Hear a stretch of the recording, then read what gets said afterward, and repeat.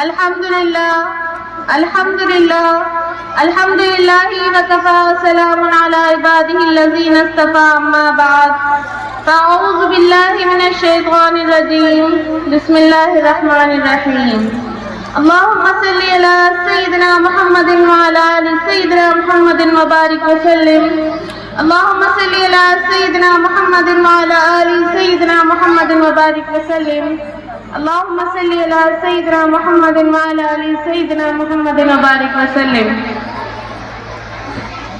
دیکھیے میری معزز سامعات بزم، میں آپ لوگوں کو بہت دیر سے دیکھ رہی ہوں، ماشاءاللہ آپ کے سماعت کا انداز، آپ کے بیٹھنے کا انداز اور آپ کے دینے کا انداز، بہت دیر سے ہم لوگ یہ چیز دیکھ رہے ہیں اور آپ اس چیز میں شاباشی حاصل کر چکی ہیں۔ تو میں آپ کے سامنے تھوڑی سی بات نبی پاک صلی اللہ علیہ وسلم کے اخلاق کے اوپر کرنا چاہ رہی تھی کہ دیکھیے ہماری زندگی میں آنے کا مقصد کیا ہے نا؟ ہمارا دین کون لے کر آیا؟ آپ صلی اللہ علیہ وسلم کے اخلاق حسنات جس کی پیروی کی ہمیں تعلیم دی جاتی ہے نا، کہ اخلاق نبی پاک صلی اللہ علیہ وسلم کے کیا تھے کہ اللہ تبارک و تعالیٰ ان کے لیے خود فرماتا ہے کہ انک لعلی خلق عظیم، کہ جتنی بھی دنیا میں انسانیت ہے سب سے اعلیٰ اخلاق کس کے ہیں؟ نبی پاک صلی اللہ علیہ وسلم کے اخلاق ہیں۔ اور ہم لوگ ان کی امت میں ہیں تو ہمارے اخلاق کیا ہونے چاہیے؟ ہمارے اخلاق کیا ہونے چاہیے کہ نبی پاک صلی اللہ علیہ وسلم کے اخلاق سے ہم دیکھیں اور سیکھیں کہ ان کے حالات کیا تھے، ان کی کیفیات کیا تھی، وہ کس جگہ پر کیسا کیا کیا کرتے تھے، کیسے اخلاق اپنایا کرتے تھے، کیسا سلوک کس کے ساتھ کیا کرتے تھے۔ اور کیا فرمایا کہ اللہ تبارک و تعالیٰ نے فرمایا لقد کان لکم فی رسول اللہ اسوۃ حسنہ، لیکن یہ اسوہ اس کے لیے ہے جسے یہ یقین ہو کہ یوم آخرت میں اسے اٹھنا ہے۔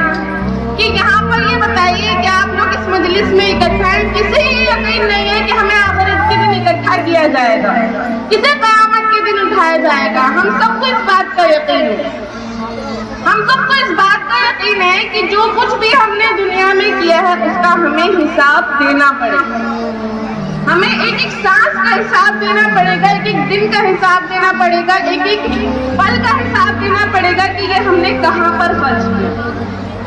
نبی پاک صلی اللہ علیہ وسلم ہمیں زندگی کا مقصد سکھانے کے لیے آئے تھے کہ ہمارے دنیا میں آنے کا مقصد کیا ہے۔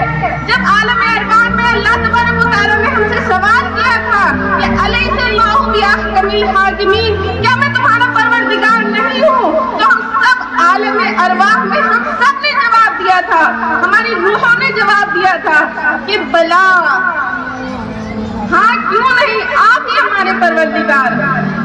اور پھر دنیا میں آنے کے بعد ہم اس بات پہ اقرار کرتے ہیں کہ لا الہ الا اللہ محمد رسول اللہ،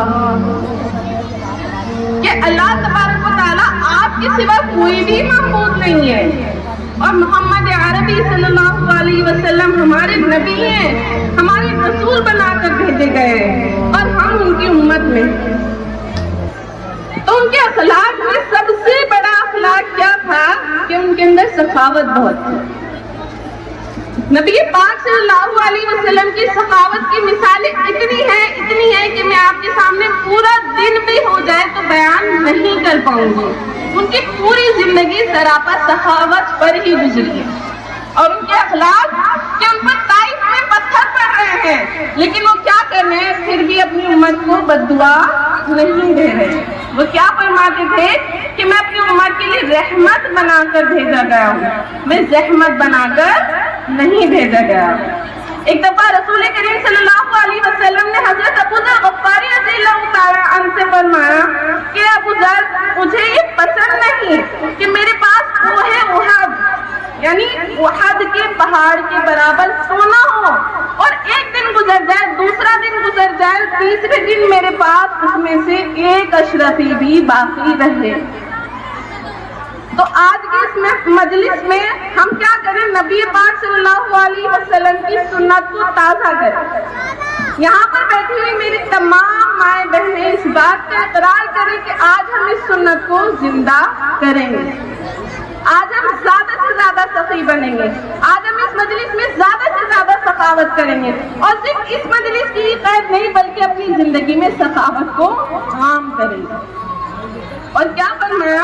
دوسری روایت میں آتا ہے کہ حضرت جابر رضی اللہ تعالیٰ عنہ سے روایت ہے کہ ایسا کبھی نہیں ہوا کہ رسول کریم صلی اللہ علیہ وسلم کے سامنے کسی نے سوال کیا اور وہ خالی گیا ہو. تو کیا آپ کے سامنے بھی مدرسے کی جانب سے سوال کیا جا رہا ہے؟ آج آپ کے سامنے سخاوت کے بارے میں کہا جا رہا ہے. آپ دل کھول کر سخاوت کیجیے, آپ دونوں ہاتھوں سے سخاوت کیجیے اور نبی پاک صلی اللہ علیہ وسلم کی سنت پر عمل کرنے والے بنے. کیونکہ آج کیا ہو رہا ہے؟ آج زیادہ سے زیادہ سنتوں کے جنازے نکل رہے ہیں. ہر گھر سے سنت کا جنازہ نکل رہا ہے. کوئی قرآن پر عمل کرنے والا نہیں. آج اگر آپ قرآن صرف پڑھ لیتے ہیں لیکن عمل کرنے والے نہیں بنتے. تو ہمارا دنیا میں آنے کا مقصد یہ ہے کہ ہم اپنی زندگی کو قرآن کے مطابق بنائیں. ہم کیا کریں؟ زندگی کو قرآن کے مطابق بنائیں. ہم نبی پاک صلی اللہ علیہ وسلم کے لائے ہوئے دین کے مطابق اپنی زندگی کو چلائیں, ان کی سنتوں کے مطابق اپنی زندگیوں کو چلائیں. آج کی اس محفل میں بیٹھ کر ہم یہ عزم کریں کہ یہاں پر ہم لوگ جو بھی سنیں, جو بھی ہمارے سامنے بیان کیا جائے, اس پر انشاءاللہ اپنے گھروں میں جا کر عمل کریں. تو پھر اس سے کیا ہوگا؟ ہم اس حدیث پر بھی عمل کرنے والے بنیں گے جو کہ نبی پاک صلی اللہ علیہ وسلم نے بیان کی تھی کہ بلغوا عنی ولو کان آیا, کہ اگر ہمیں ایک دین کی بات بھی معلوم ہو تو ہم اس کو دوسروں تک پہنچائیں. آج یہاں پر بیٹھی ہوئی تمام میری مائیں اور بہنیں اس بات کا ارادہ کریں, اپنے دلوں میں پکا عزم کریں کہ جو بھی ہم یہاں پر سنیں گے انشاءاللہ اس پر خود تو عمل کریں گے ہی, لیکن اپنے گھروں میں جا کر اس کی تعلیم بھی دیں گے کہ ہم نے فلاں بات وہاں پر سنی تھی, ہم اس پر انشاءاللہ ہم بھی عمل کریں گے اور تم بھی اس بات پر عمل کرنا. تو پھر یہ جو ہمارے 2-2.5 گھنٹے ہیں, 3-4 گھنٹے یہاں پر آنے کے ہیں, اللہ تبارک و تعالیٰ اس کا ہمیں بہت زیادہ اجر عطا فرمائے گے. اور اللہ تبارک و تعالیٰ ہمارے یہاں پر آنا بھی قبول فرمائے, بیٹھنا بھی قبول فرمائے, سننا بھی قبول فرمائے اور سنانا بھی قبول فرمائے. آخر دعوانا الحمدللہ رب العالمین. السلام علیکم ورحمۃ اللہ وبرکاتہ.